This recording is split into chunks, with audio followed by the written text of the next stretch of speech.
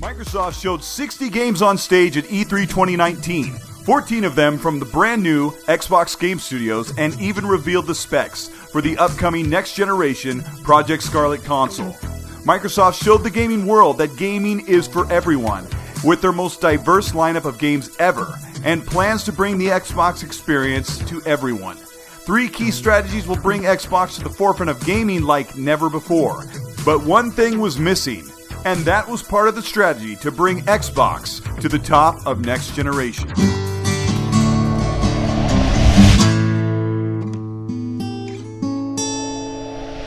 This is Colt Eastwood. Thanks for sticking around during my long absence. I spent a week in LA for E3 2019, and I have a lot to cover from my talks with key leaders at Xbox and Microsoft. If you stick around at the end of the video, I'll cover what I got from behind the scenes. But for now, we're going to objectively look at the direction of Xbox as the generation ends and a new one begins. So hit the like and subscribe if you appreciate this kind of content, and the bell if you want to return. There's a lot to cover, so let's get right to it. Being the biggest voice present at E3 2019, Microsoft had an incredible opportunity to guide the gaming industry with Xbox announcements. Xbox had a lot to prove as they tripled first-party funding, and Sony's PlayStation tightened messaging and first-party games to close out the PS4. Hardcore fans of the Xbox and even PlayStation came away from E3 feeling let down that Microsoft didn't show a brand new IP for Xbox and held back gameplay on the E3 stage. Microsoft impressed critics and fans with a 3-tier approach to dominate the gaming space. First, the strategy to bring Xbox Game Pass to the masses. E3 around Xbox Plaza in downtown LA was all about Xbox Game Pass on Xbox and PC. Xbox Game Pass was integral to the presentation of most games. Huge games like Obsidian's Outer Worlds, the massive space RPG coming to PC, Xbox, and PS4, will be offered nearly for free to Xbox Game Pass subscribers.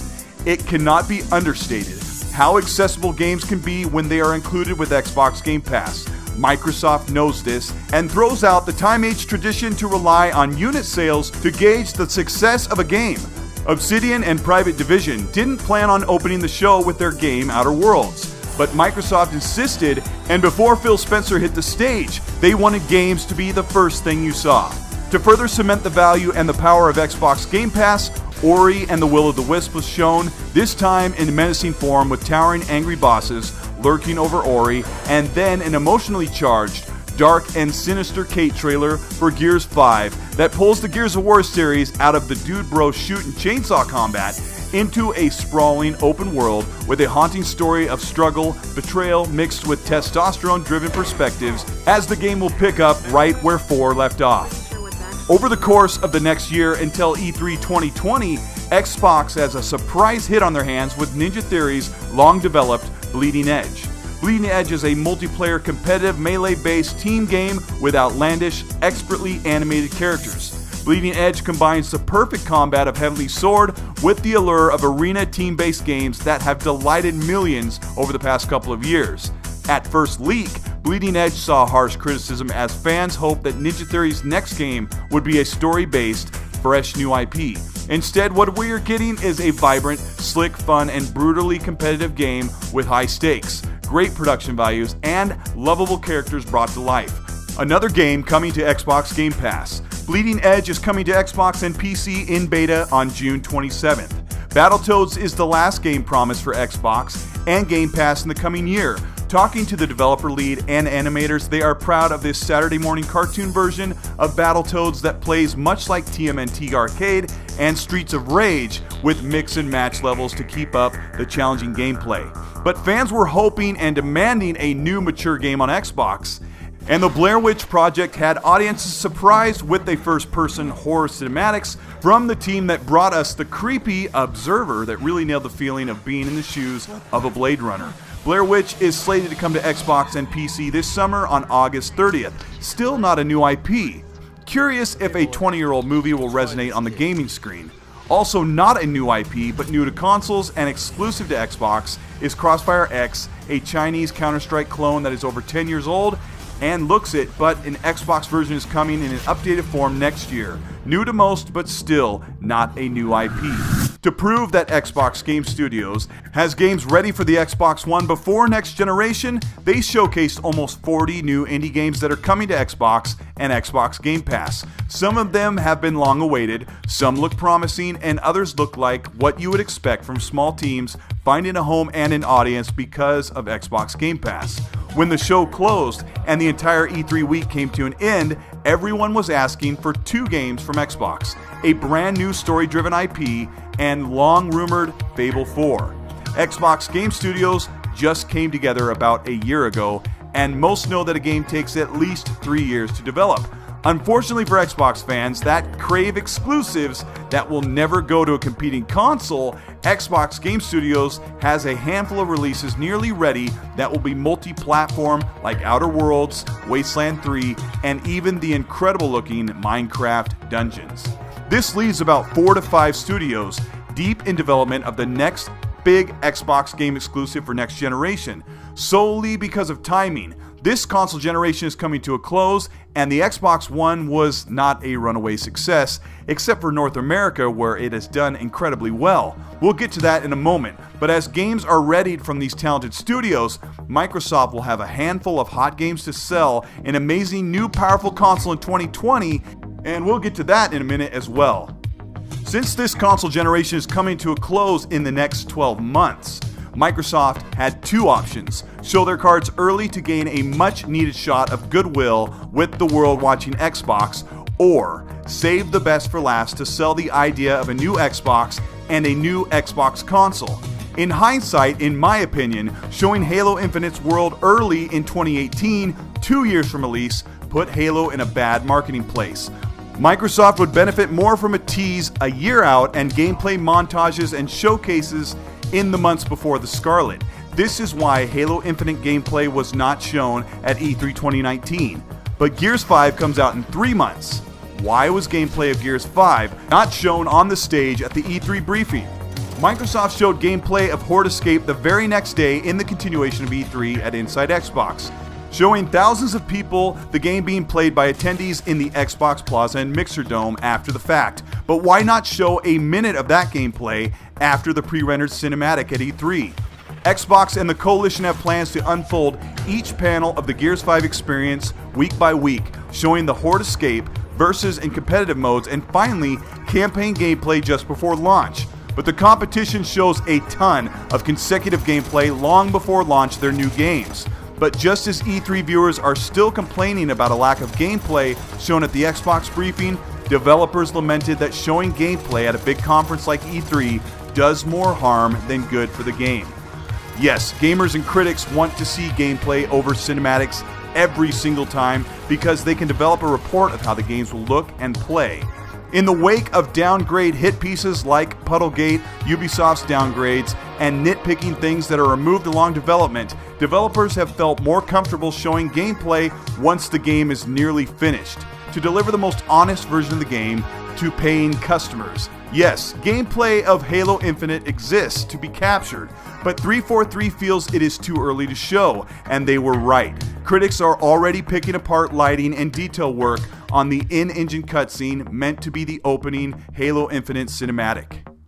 Funny enough, keen eyes that aren't looking for real-time reflections, counting pixels, or NPCs on screen may have missed that Xbox's E3 showcased quite a bit of montaged, edited gameplay intertwined with cinematics to capture the feel of the game and get us excited.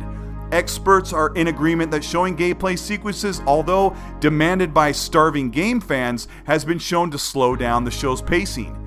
Gameplay is shown, and when it's not being played, comes off as boring. This is why many marketing teams are directed to create cinematic views of actual gameplay with jump cuts and timed editing. Gamers want to see gameplay, but even more, they want to play the game. Thankfully, Gears 5, Horde Escape, Battletoads, and Bleeding Edge were playable for E3 attendees, and reports are very positive. xCloud was the next big thing to be communicated for the future of Xbox. Microsoft wanted to talk about xCloud in the briefing and explain what we can do with the program, such as playing all of your own games on a mobile screen or PC for free by using your home console as a server, which leads us to believe that xCloud is a paid service most likely bundled with Xbox Game Pass Ultimate, meaning that you'd have access to over 350 games on Xbox and PC on the go, plus full Xbox Live Gold and Game Pass benefits, monthly games, and discounts. xCloud was playable on the show floor with Halo Wars 2, Forza Horizon 4, Gears 4, and Halo 5. The games play just as you would expect on a small 6-inch phone screen and a controller. Microsoft was streaming the game from San Francisco servers to LA with about 60 to 70 milliseconds of latency, requiring just 10 megabits of internet bandwidth. Just like frame rates, many people can discern the difference between 60 to 120 Hz. Even 13 milliseconds of lag can be detected on screens, but latency doesn't affect gameplay until it approaches 75 to 100 milliseconds according to testing. And Google Stadia is currently running with up to 120 milliseconds of latency. xCloud is so well received by players and audiences right now because the latency is consistent. I played Forza Horizon 4, a game I have hundreds of hours into, and after repeated stress tests, I could not see how the game could be hindered by that amount of latency. There are always exceptions. In two parts, some Twitch or timing reliant games may not be ideal on xCloud, or maybe some games you just rather save for the big screen on local hardware. And that's the beauty of xCloud as an option. Xbox's Phil Spencer doesn't see it replacing consoles or PCs in the near future, and Xbox is committed to next generation hardware and the one after that without reservations. The last part of Xbox's future rides on the next piece of hardware in the console that will bring console gaming out of the holding pattern of 30 FPS on many open world AAA games, and that is Xbox Project Scarlett. The next powerful console built on semi-custom Zen 2 processing and Navi graphics architecture to continue to deliver high-quality gaming in the Xbox ecosystem, bringing your games with you and ready to take on the most demanding new games going forward. Two standouts for the Project Scarlett were: one, it sounds a lot like the PS5, and two, where is the rumored second less powerful console? Rumors continue that the PS5 is more powerful than the Xbox Scarlett and that Microsoft canceled the second console to focus on what we have been calling the Anaconda. It's more important to remember that we are nearly 18 months from the next generation console launch, and to keep messaging clear and concise, I believe that Microsoft showcased the most powerful console in Scarlett to show commitment to games play best on Xbox, and save the messaging for a more affordable Xbox Lockhart next spring. There's plenty of time to get the marketing in alignment for a two-console launch in the spring of 2020. Either way, the high-end consoles of the PS5 and the Xbox Anaconda or Scarlett will provide a match for visuals and performance that won't need a mid-generation refresh 3 to 4 years after 2020. Sony did not attend E3 2019 for the express purpose of not wanting to show games launching on PS5. Microsoft did the exact same thing by holding off Halo Infinite gameplay and not showing what their studios are creating to sell consoles for the Xbox Scarlett. The problem that Microsoft has to mitigate is that they only have a couple of exclusive hit games to offer Xbox owners in the final years of the Xbox One generation. Sony has Death Stranding, Ghost of Tsushima, and The Last of Us 2 to close out the PS4 generation. Anything new and exciting that Sony had in their pipeline after 2016 and 2017 is being held for next generation. This is precisely where Xbox and PlayStation have positioned their marketing, to hold the next new big games for the promotion of a brand new console and the motivation to play them on the latest hardware. But for right now, Xbox has about 50 games coming to the Xbox to end the generation. Gears 5 is going to really make Death Stranding earn that Game of the Year award, and with Ori, Halo Infinite, and many more closing out the generation for Xbox, we have a lot to look forward to, and next generation will only get better. This is Colt Eastwood. I didn't want to come back from E3 and try to cover all the news that everyone else did all last week. I went solely as a fan of gaming. I didn't take notes, I didn't record footage or write this video while I was in LA. This is a perspective after waiting a week, taking a step back and looking at the gaming landscape from a bigger picture. Here's the part where I'm going to report on the E3 experience and my time behind the scenes with Xbox and game developers. So if you're not sticking around for a couple minutes, like and subscribe to the channel. Follow me on Xbox at Twitter and Cole Eastwood. Alright, not many get to go to FanFest for Xbox, and I was fortunate enough to be invited. One of the most amazing things for me was to meet people that I've talked to for years over the internet, on a game chat, or social media. I met people that never saw my face but recognized my voice. Walking around the E3 Coliseum, I met developers like Rod Ferguson of Gears of War, Bonnie Ross of Halo, and Xbox studio lead Matt Booty, and many more, some of which have heard of my work. But even without any of that, being around thousands of passionate gamers that I talked to in line about how excited we were to play the latest games, like two guys that won FanFest tickets from Australia, flew all the way over with barely any money. They had smiles going ear from ear. Being at the Xbox Plaza, walking into the place where the E3 briefing would take place was amazing. For years, I had sat down at home with pen and paper to meticulously watch E3 to create a video afterwards, and this time, I was there in person to watch the games unfold on screen in a pristine, huge LED screen with massive Dolby Atmos, immersive sound, and the energy of the crowd, reacting to the biggest blockbusters, to the most promising small indies lighting up the screen with the most energy. I realized gaming is not just for me. Gaming is for everyone.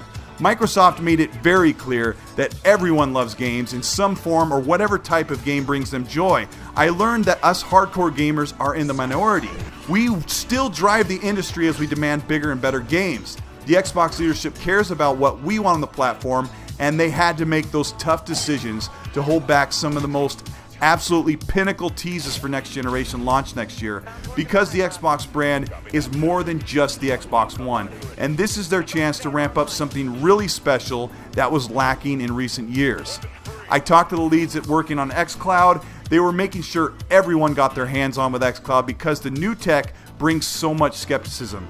I could tell that Xbox truly believes in the streaming service and that we can all enjoy it too. Not once did I feel latency was getting in the way or making me feel disconnected. The lead, Bill Stillwell, talked to me for several minutes like we gamed together for years. He understands how we feel about games, how we might repel streaming on a phone, and how they can work to make that experience feel great, and it really does. I also talked to a couple other leads from Xbox that knew of my work. They asked me about the E3 briefing and what they could have done to better provide the best outlook for the coming year. And I said Halo and Gears gameplay montages and showing that one new game we've all been waiting for. Microsoft missed the mark with gameplay, showing Gears the following day. That needed to be on the stage, and Halo needed to be held one more year according to them. A lot of criticism was voiced for all of the indies. The hardcore believed that it should be minimized or saved for Inside Xbox. But gaming is bigger than the 10 to 20% of hardcores, and those games are a big draw for millions of gamers. Microsoft wanted to show as many games on stage as possible with very little talking head moments. And they did that well, but the pacing was slowed down with a large ID at Xbox section. But we shouldn't gatekeep games because we're not interested in them. But in marketing, you have to plan out your long-term strategy, and this is exactly why Sony risked it and skipped E3 to save millions of dollars that would have been spent to showcase games they've been talking about since 2016. The E3 convention next door to Xbox ran all week, as did the Xbox showing, as tens of thousands poured into their doors. Without PlayStation, the showing was still sold out, lines were long. I didn't even bother to wait in line for the biggest games, but tried out things like Biomutant, Destroy All Humans. At the Xbox Plaza, I tried Bleeding Edge first. Bleeding Edge was colorful, bright, slick, and tight gameplay. There were 10 characters to choose from, and they were hilariously cool and fun to use. The Ninja Theory team was amazingly passionate and proud to show off their work. Gears 5 Horde was great and already looks like it'll be one of the year's best looking games. One night, I was fortunate enough to meet Xbox hardware people for drinks, well, Cherry Coke in my case, and talk to fellow content creators and Xbox fans from Twitter and Xbox Live in person, which is something I never thought I would get to experience. Even meeting a friend I've talked to for several years on Xbox, sitting down in person for a couple hours, feeling like we grew up in school together. Next year, I'm already hoping I get to attend E3 and FanFest to meet more of you. I'm already planning the itinerary for Dealer Gaming to go because next year is going to be even more incredible with new games, next generation hardware, and the full roadmap for what PlayStation, Nintendo, and Xbox have for us for the years to come. the opportunity to meet with people that create the games we enjoy every day. Meeting the fans of gaming that love gaming as much as we do, it's truly a gamer's Christmas. I am fortunate that I was able to go, that my channel has grown enough to warrant it, so for the next 12 months, I'll work hard to create content that you can all enjoy and share with your friends. I appreciate all of you so much for all you've done to support what I do. I also want to give a special thanks to Ainsley and Bert of Seasoned Gaming. They run a podcast and report on tons of games. Go subscribe to their channel. They became great friends and showed me around the entire downtown area of E3, and we met some absolute legends in the gaming industry. This was a phenomenal opportunity, and I wanted to share it with those of you that stuck around long enough in the video to hear it. I usually don't put a lot of my own personal feelings or opinions into my videos. I leave that up to the audience once I present the information, but I absolutely enjoyed the Xbox briefing. It was only after the show closed and that we got up from our seats that it occurred to me that Fable 4 or some new game didn't make the show. Those that turn to social media like Twitter realized the hardcore, that 10%, sometimes the negative, angry 2%, were swaying their reception to the show. I know what Microsoft needed to do to deliver a better or a perfect show. I even predicted it in my last video. It was then I realized, meeting Albert Pinello, as he said, we are a customer, not the customer. The show was for everybody. The indies and some of the anime style games aren't for me, but rows of people in front of me rocketed from their seats when those games hit the screen. Xbox needs to develop that massively appealing blockbuster game, and I believe that the Initiative and Ninja Theory will be the first to wow us with a new world and an experience that will be incredibly memorable on the Xbox. And that is something that will make the Xbox truly the best place to play, more than ever. Thanks again for waiting around this long. I really appreciate it. If you made it this far, it means that you truly support and enjoy this channel, and that means the world to me. To prove it, in the comment section, write Lukather.